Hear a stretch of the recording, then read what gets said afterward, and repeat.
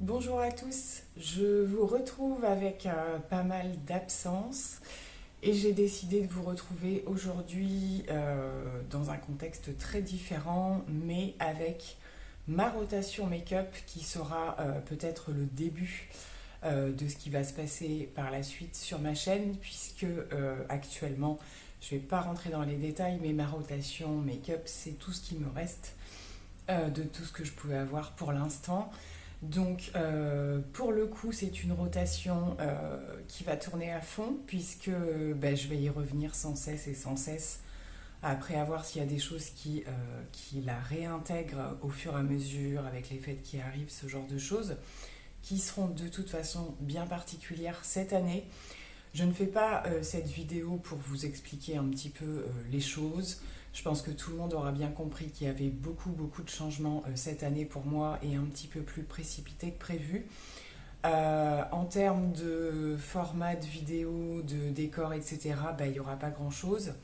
Je vais voir, je vais peut-être filmer quelque chose devant le sapin, éventuellement, ce genre de choses. Et il y aura normalement des tests de produits. Voilà, donc je vais quand même essayer que le contenu soit un petit peu intéressant aussi parce que j'ai envie de le faire. Vous savez à quel point c'est quelque chose que j'aime faire. Donc pour aujourd'hui et pour cette reprise, on va parler de cette fameuse rotation.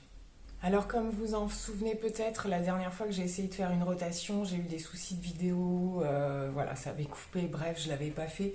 Donc ce dont je vais vous parler là, je vous en ai pas parlé la dernière fois. J'ai pas encore tout retesté, mais quand même une grande partie. Je commence par la base KVD qui a bien descendu puisque je l'utilise énormément. On est arrivé en hiver, j'ai la peau beaucoup plus sèche. Donc sous pas mal de mes fonds de teint, c'est elle que je mets et je l'aime vraiment beaucoup. En base hydratante, elle est vraiment excellente. Voilà, après je la fais tourner en fonction des fonds de teint que je l'utilise et du type de peau, voilà, s'il fait vraiment très froid ou pas, mais c'est vraiment un super produit. J'avais laissé la base de NYX que j'utilise un tout petit peu moins en ce moment, mais je pense que je vais y revenir quand même parce qu'elle fait bien le job, même avec ma peau d'hiver en fait.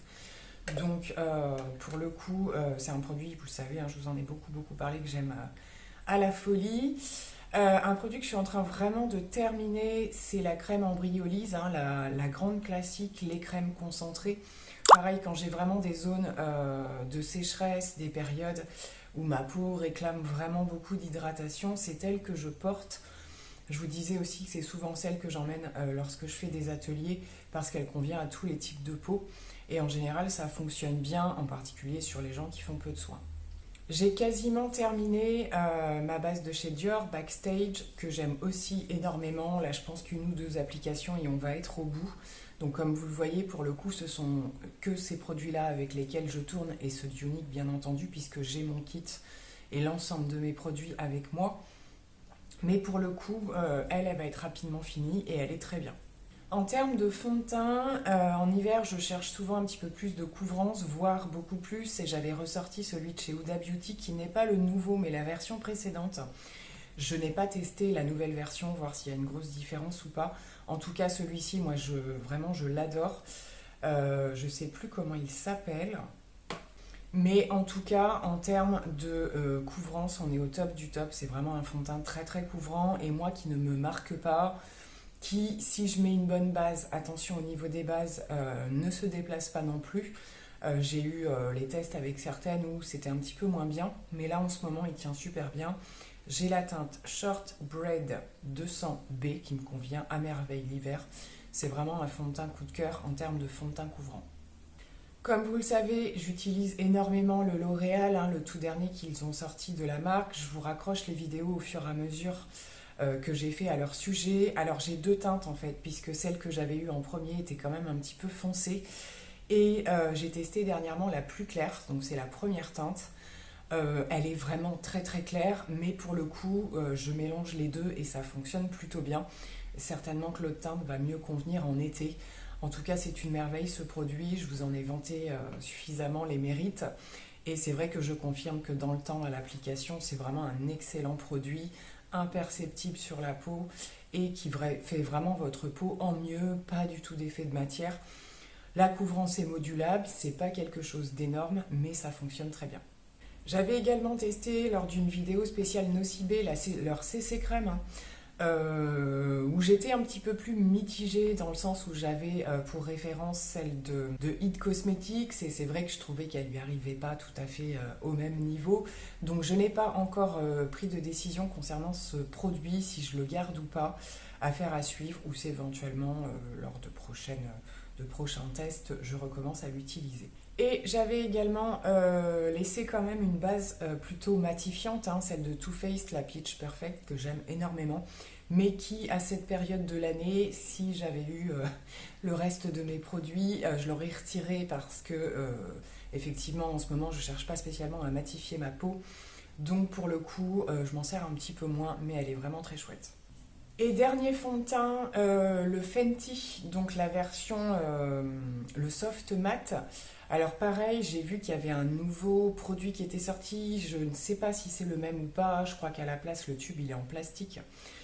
Moi j'ai le tube en verre, donc qui est la première version, c'est un fond de teint que j'avais beaucoup aimé, que j'avais remis dans ma rotation un peu à la hauteur du Huda dont je vous ai parlé tout à l'heure. Mais j'ai pas eu énormément de temps pour le retester et voir s'il me convient cette année, donc je le reporterai les prochains jours certainement. En termes de correcteur, j'avais remis le Sephora qui reste un incontournable pour moi, vraiment un excellent produit qui s'adapte à tous les autres d'ailleurs, qui est certainement un produit que je rachèterai quand je l'aurai terminé.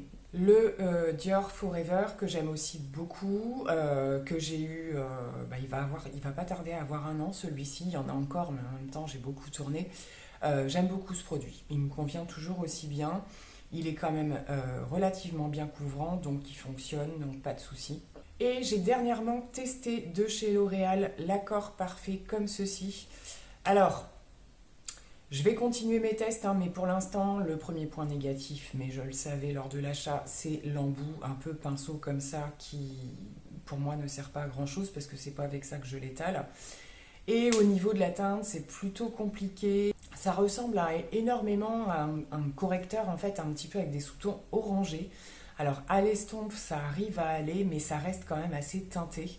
Et pour le coup, alors ça me marque pas, j'ai pas de souci, c'est quelque chose de plutôt hydratant. Mais en termes de correction, ça joue sur la pigmentation, mais pas plus. Il n'y a pas de couvrance, voilà, il n'y a pas ce genre de choses. Donc j'ai encore besoin de le tester, ce produit-là. Je ne saurais pas trop vous donner d'avis encore, j'apprends à apprivoiser. Et c'est d'autant plus que voilà, c'est considéré aussi comme un soin. Au niveau des sprays fixateurs, j'étais en train de terminer celui de Lidl, hein, je vous en avais déjà parlé, qui ressemble énormément à une laque, mais qui par contre, au niveau de l'effet, est vraiment excellent, je trouve. Il est juste très fort au niveau du... Donc c'est un spray en continu, mais il est hyper fort, je trouve, et il sent hyper fort, donc ça c'est le bémol, ça reste pas, mais voilà. Sinon, il fonctionne bien. Et j'avais également celui-ci que j'avais pris en backup chez Nose, que j'utilise pareil, donc ils sont matifiants tous les deux. Celui-là, il n'est pas forcément spécifié matifiant, mais bon, quand même. Et celui-ci, pas mal. Donc pour le coup, comme je vous le disais, un peu moins de recherche de mat en ce moment. Donc j'alterne et je suis en train de terminer celui de chez Unique, le Behold. Qui est plutôt, voilà, simplement au niveau de la finition, et vous n'avez pas ni effet hydratation, ni effet matifiant, vous avez simplement une prolongation de la tenue de votre maquillage, il fonctionne super bien, il ne m'assèche pas la peau. Je suis en train de le terminer et j'ai commencé à tester le nouveau qui est sorti pendant les Black Friday. Il se présente comme ceci et il est en version brume continue. Donc ça, moi j'adore, je suis complètement fan. Il est super agréable, il est extrêmement fin. Ça fait très bizarre avec l'autre qui est beaucoup plus en pchit déjà. Et puis la force du jet est plus forte. Mais celui-ci est vraiment sympa. On peut l'utiliser en base comme en fixation. Au niveau des compos, il faudra que je regarde, je vous le noterai éventuellement. Mais on est sur des choses plutôt, je crois, aloe vera, ce genre de choses. Donc un produit bien sympa, je suis très contente de le découvrir.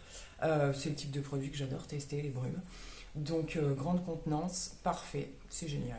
Alors je dirais que le seul avantage de cette rotation, c'est qu'il y aura moins de produits, puisqu'il n'y a pas de produits à faire tourner. Mais il y en a quand même pas mal, hein. C'est vrai que mes panières sont toujours quand même relativement bien remplies. Au niveau des poudres, j'avais ressorti la Peach Perfect. Vous savez que la gamme Peach Perfect, c'est une gamme que j'aime énormément, donc je me fais Une grande joie de la réutiliser, ainsi que celle de chez Bar Minerals, qui est très très bien. C'était une petite édition limitée, le packaging. C'était Olivia qui me l'avait offert l'année dernière et je l'aime beaucoup. Je trouve que c'est une poudre pareil qui s'adapte à beaucoup de produits, elle assèche pas du tout. Après, en termes de lissage, voilà, floutage, etc., il y a mieux, mais je trouve que par contre, elle s'adapte vraiment à beaucoup de produits. En poudre compacte, eh bien, on s'approche de la fin pour le Charlotte Tilbury, n'est-ce pas? C'est ma poudre préférée, clairement, c'est ma poudre compacte préférée. Je la rachèterai d'office. Excellente. Je vous en avais parlé par rapport au fait que je trouvais que c'était celle de chez Maybelline était quand même assez ressemblante. Donc voilà, je les creuse. Je continue de les creuser toutes les deux, hein, clairement. Les teintes sont assez similaires en plus. Donc il m'arrive même parfois de les mélanger toutes les deux. Elles sont vraiment quasiment au même niveau. J'ai une petite préférence pour la Charlotte Tilbury, mais celle-ci est vraiment excellente. Niveau bronzer, j'avais ressorti le Gucci. Je vous rabâche pas les oreilles avec ça. Un de mes bronzers favoris qui fonctionne aussi à merveille. Et j'avais gardé la fameuse poudre de soleil, un petit peu... donc en version complètement irisée, hein, de chez Nocibé. Je vous avais dit que j'avais eu un gros coup de cœur quand je l'avais crash testé. Je confirme, elle est toujours aussi magnifique, elle fonctionne à merveille. Quand je ne l'utilise pas au niveau des poudres de soleil, j'utilise les deux teintes du milieu en guise d'highlighter. Ça se voit à 10 000 km et c'est fondu dans la peau, c'est juste magnifique. Vraiment, si vous voulez ce genre de produit petit prix, n'hésitez pas, elle est vraiment excellente. Il me reste également le Butter Bronzer de chez Physician Formula qui continue de se creuser, que j'aime toujours autant. Donc c'est un plaisir de l'avoir avec moi. Et je le ressors très régulièrement, même si c'est plutôt une senteur un peu estivale, ça fonctionne quand même. Niveau blush, j'avais gardé la palette de Cover FX que j'avais en teinte Soft Peach qui se présente comme ceci, qui fonctionne super bien. Je suis un petit peu moins fan de la teinte un peu lumineuse. Je trouve qu'elle manque un petit peu d'intensité et qu'elle n'est pas forcément utile. Ou en tout cas pas assez présente lorsqu'on l'utilise. Par contre, le blush est juste magnifique. Donc c'est une palette que j'aime quand même beaucoup. Un petit blush de chez Sephora, donc ça doit être, oui, j'avais l'autre teinte en pêche abricot, mais je ne l'ai plus. Donc c'est la teinte rosée que j'ai par ici, que j'avais mis dans ma rotation. J'aime toujours avoir, vous le savez, un plutôt pêche et un plutôt rosé en fonction des types de make-up que je fais. Il fonctionne super bien. Il se travaille très bien, il est super joli, donc je valide complètement cette nouvelle petite gamme. Un blush que je réutilise énormément en ce moment, c'est celui de chez Unique et particulièrement la teinte Supple, qui est pareil, un pêche gold. Je l'appelle un pêche gold. Il a des sous-tons un petit peu dorés à l'intérieur, il est juste magnifique. C'est vraiment ma teinte favorite au niveau des blushs. Alors on fait une petite parenthèse puisque vous entendez certainement, il y a des travaux et... par moment, ça s'arrête pendant 1 heure et puis ça reprend.